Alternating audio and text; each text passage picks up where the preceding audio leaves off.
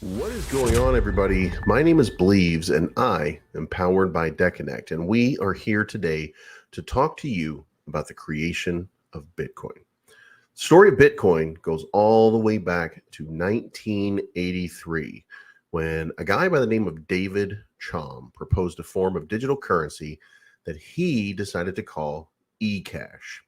eCash was created with a formula for encryption, and the company became known as DigiCash, but it was a little before its time, and it went bankrupt in 1998 when the company just ran out of money. The world just wasn't ready for cryptocurrency. So you flash forward between then, 1998, and 2008, we saw eGold, we saw BitGold, we saw B-Money, and we saw Hashcash. All of these popped up and quickly disappeared, but with those came a few of the principles by which we operate today, such as proof of work and hashing.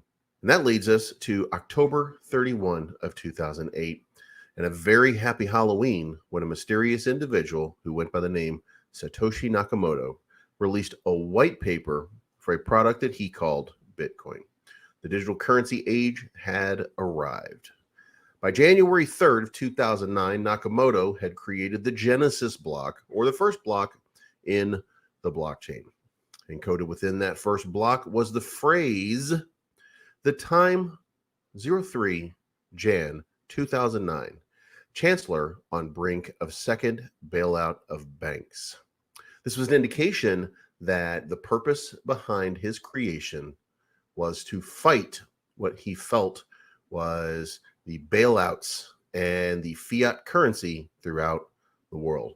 Now, 9 days after that Genesis was created, the first transaction happens and 10 Bitcoin is transferred to a man by the name of Hal Finney, who had also just created the second block, and thus the blockchain had been created. It's also notable that Hal Finney was also the first person to ever mine Bitcoin using a mining rig and system that he had set up. By October of 2009, Liberty Standard had set up the first exchange rate to peg Bitcoin to $1, and the value was set at 1,300 Bitcoin to $1. Now, by today's standards, that would mean that if you had invested $1 in Bitcoin in October of 2009, those 1,300 Bitcoin you would have gotten would be worth $27,690 today.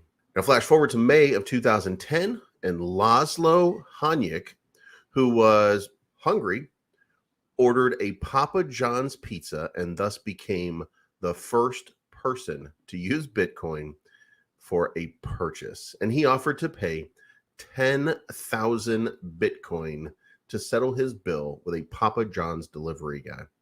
That makes that pizza currently valued at $276 million for pizza that day, which makes May 22nd Bitcoin Pizza Day for now and into the future. And it should also be noted that Laszlo was also the person that created the GPU mining protocol. And the GPU mining protocol was so effective that Satoshi Nakamoto himself actually sent a letter to Laszlo complaining that he had just made the mining process too easy.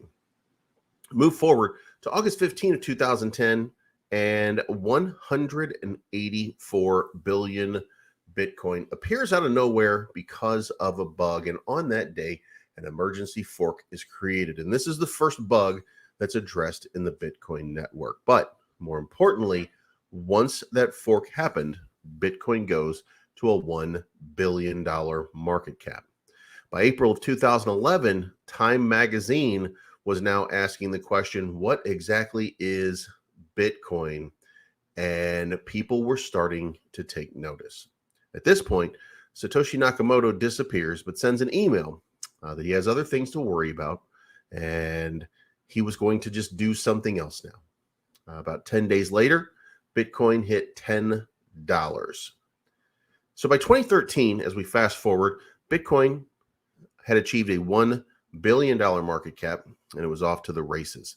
There was also a new fork being created in 2013 to avoid some additional bugs. Also, Baidu in China, an up-and-coming company, becomes the first company to accept Bitcoin as payment. Within months, Bitcoin hits $1,000 per coin price, and China starts taking steps to ban Bitcoin. In 2014, a man by the name of Dorian Nakamoto is leaked to be the actual Satoshi Nakamoto. Within hours, a message appears from Satoshi after having not spoken for 3 years, saying, "I am not Dorian Nakamoto." And this shows up on the message boards at bitcoin.org.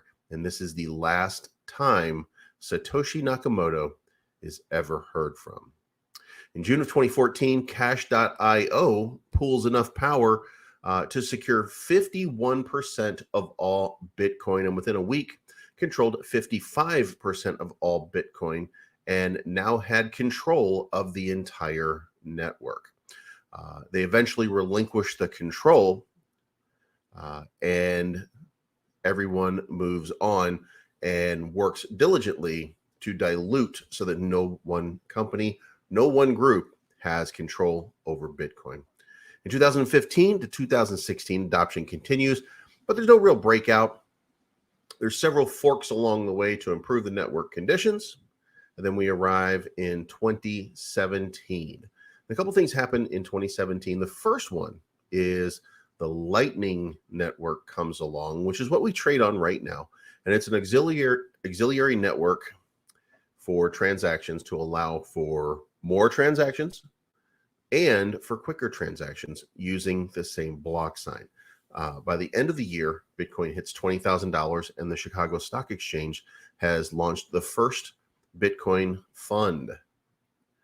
In 2018, we get our first big bear market as the price doesn't hold, and China starts working and putting forth effort to ban Bitcoin altogether, and Bitcoin price drops from 20,000 all the way down to 4,000.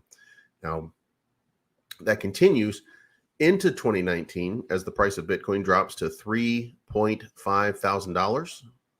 But then a transaction appears out of nowhere and someone transfers $1 billion worth of Bitcoin in one single transaction. Now, the cost of that transaction was exactly $3. And if you had used a bank to make that same transaction, the minimum fee would have been $1.5 million or 1.5% to do that transfer. But the typical rate for most banks is 3%. So it would have cost up to $3 million for a person to transfer $1 billion from one place to another place. And that brings us to the current era of Bitcoin. Now, the important thing to know in closing is that there's only ever been and will only ever be 21 million Bitcoin in circulation. There's currently 19 million that are available for transfer. And last year, a forensic analysis said that about 3.5 million of those tokens have been lost forever and will never be found again. This would lend itself to the thought process that the Bitcoin price will eventually be primed to reach $1 million per Bitcoin, because at present, there's 63 million millionaires in the world, meaning that there isn't even enough Bitcoin for every millionaire. So what do you think will happen to the price when that dawns on the world? Well, that's it for the history of Bitcoin. We hope that you enjoyed this trip down memory lane, and we hope that you enjoyed learning about Bitcoin, the digital gold of the internet. Thank you for your time, and we'll talk to you again soon.